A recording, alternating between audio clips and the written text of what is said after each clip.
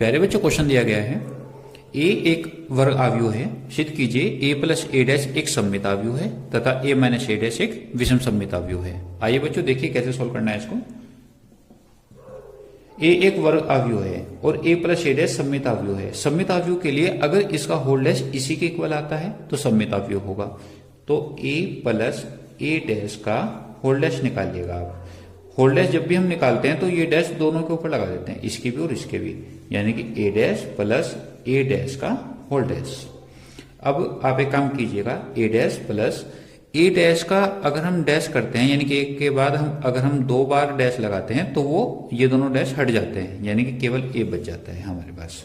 ठीक है बच्चों, देखिए ए प्लस ए डैश का होल डैश ए डैश प्लस ए के इक्वल आ गया, यानी कि ये और ये बिल्कुल सेम टू सेम है। इसका मतलब हो गया ए प्लस ए डैश एक सममित आव्यूह है। ए प्लस ए डैश एक सममित आव्यूह है, सममित आव्यूह है। अब ए माइनस ए डैश पे आ जाओ, ए माइनस ए डैश, इसका भी होल डैश निकालिएगा। इसका होल डैश अगर इसी के इक्वल आता है और सामने माइनस भी आ जाता है तो वो विषम सममित आव्यूह होगा। देखिए बच्चों इसको भी दोनों के ऊपर लगा दो, ए डैश माइनस ए डैश का होल डैश। अब ये भी ए के इक्वल होगा, यानी कि जब ए के ऊपर 2 डैश लगते हैं तो ये दोनों डैश हट जाते हैं, यानी कि ए डैश माइनस ए।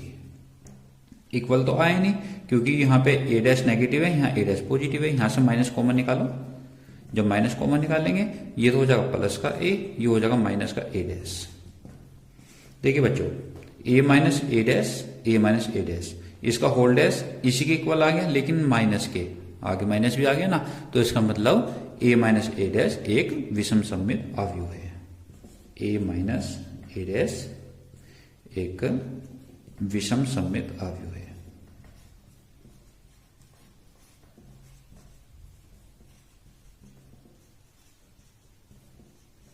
इनको बच्चों अच्छी तरह से कर लेना, 2 मार्क्स में क्वेश्चन आ जाता है। ठीक है बच्चों, ओके, थैंक यू बच्चों।